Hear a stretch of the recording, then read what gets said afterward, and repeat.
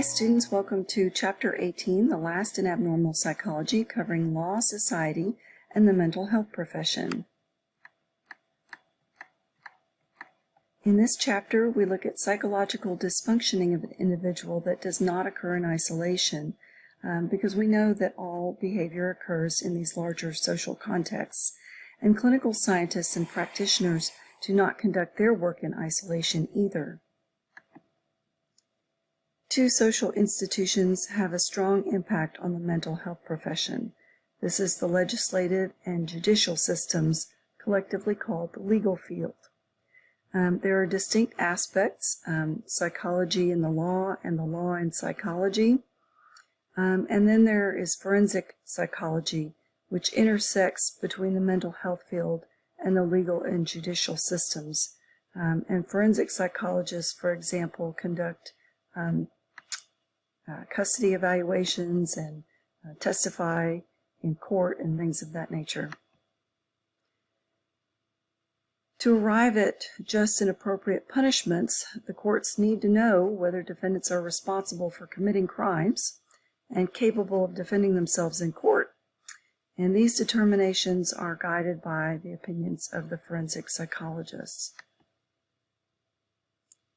Criminal commitment is when people are accused of crimes or judged to be mentally unstable.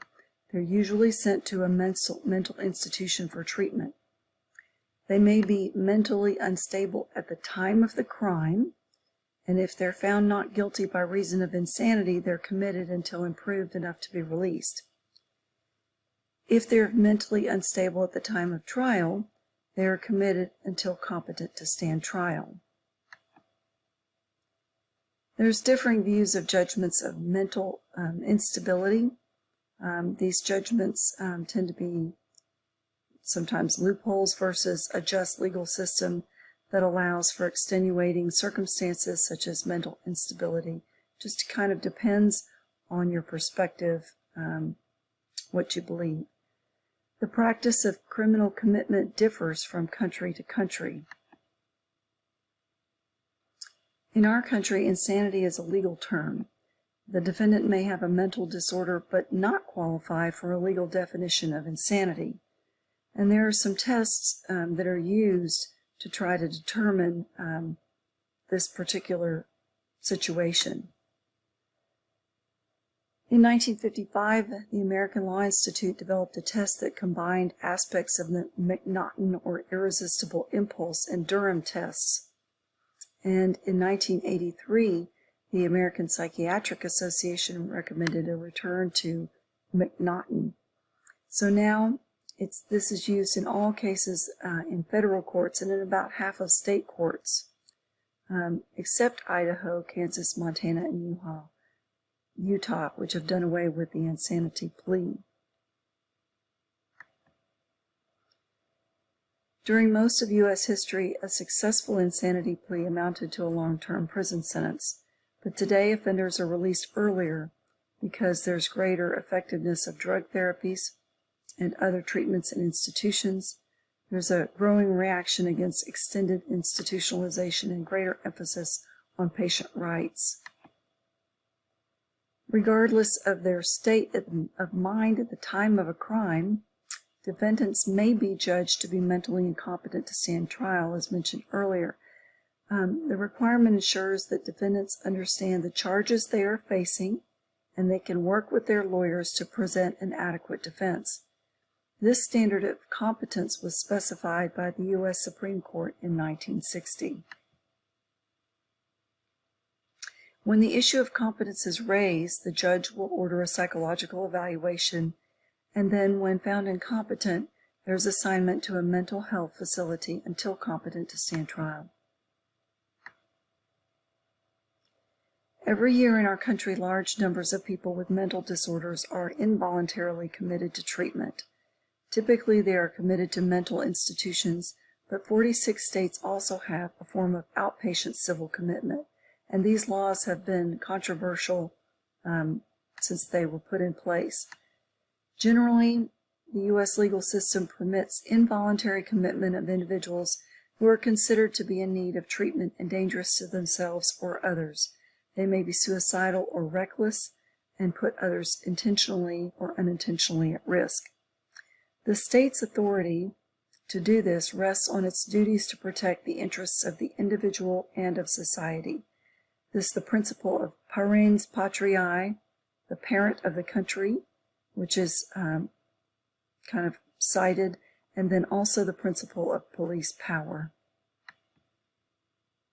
Many states give clinicians the right to certify certain patients as needing temporary commitment and medication. This requires the agreement of two physicians and/or mental health professionals. By tradition, they're called the two PCs. The length of the stay, though, is often limited to 3 days. Flexibility of involuntary commitment laws peaked in 1962. The Supreme Court ruled that imprisoning people who suffered from drug addictions might violate the Constitution's ban on cruel and unusual punishment. As the public became aware of these issues, states passed stricter standards for commitment, and today, fewer people are institutionalized through civil commitment proceedings than in the past. Over the past 2 decades, court decisions and state and federal laws have expanded the rights of patients with mental disorders, and these include the right to both receive treatment and the right to refuse treatment. So patients have those rights. They have other rights as well. Patients who perform work in mental institutions are now guaranteed at least a minimum wage. Those released from state mental hospitals have a right to aftercare and appropriate community residence. And people with mental disorders have a right to receive treatment in the least restrictive facility available. In terms of the rights debate, while people with psychological disorders have civil rights that must be protected, many clinicians express concern that patients' rights rulings unintentionally deprive these patients of opportunities for recovery. And because clinicians often disagree, it seems appropriate for patients, advocates, and outside evaluators to play key roles in decision-making.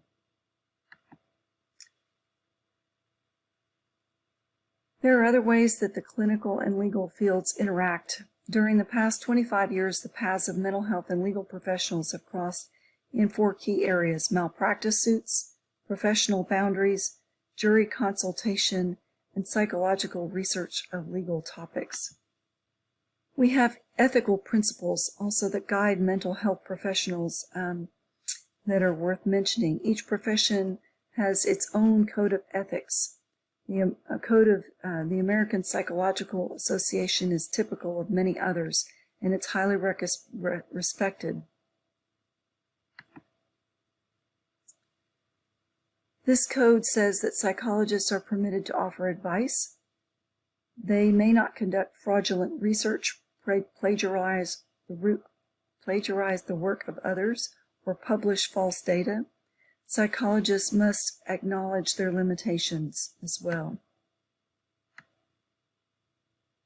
Psychologists who make evaluations and testify in legal cases base their assessments on sufficient information and substantiate their findings appropriately. They may not take advantage of clients and students sexually or otherwise. They must follow the principle of confidentiality with 2 exceptions: a therapist in training to a supervisor and Tarasoff's duty to protect. In addition to ethics issues, we look at mental health services in the workplace as being a very important component of our services.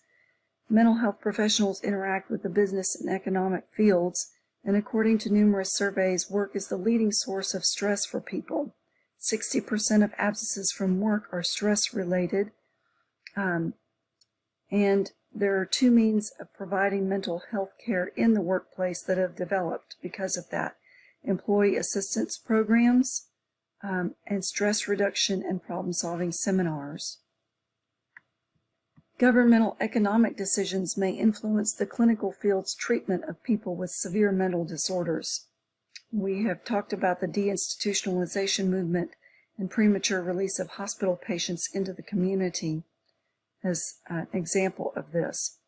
Government funding has increased for people with psychological disorders over the past 5 decades, but it is insufficient.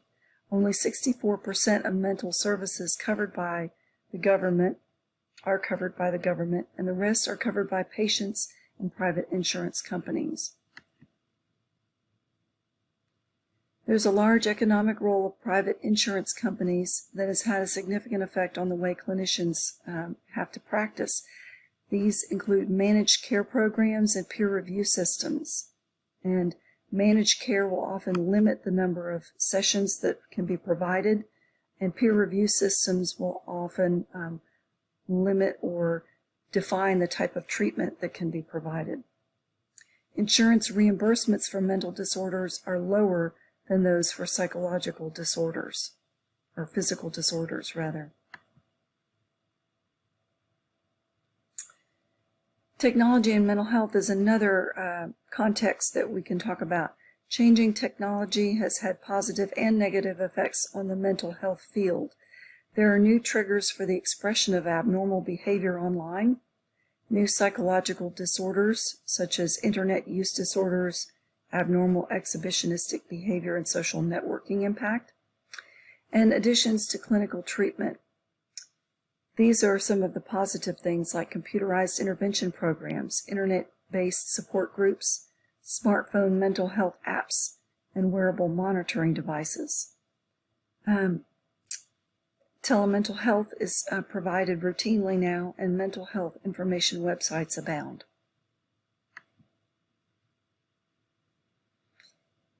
And we also just want to touch on the context of the person within the profession.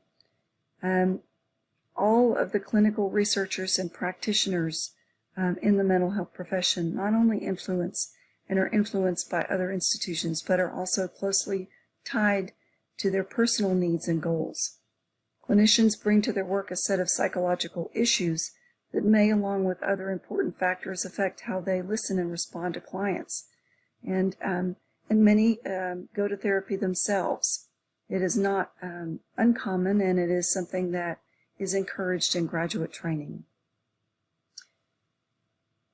So all of these are different types of contextual considerations for the mental health field, and this concludes my comments on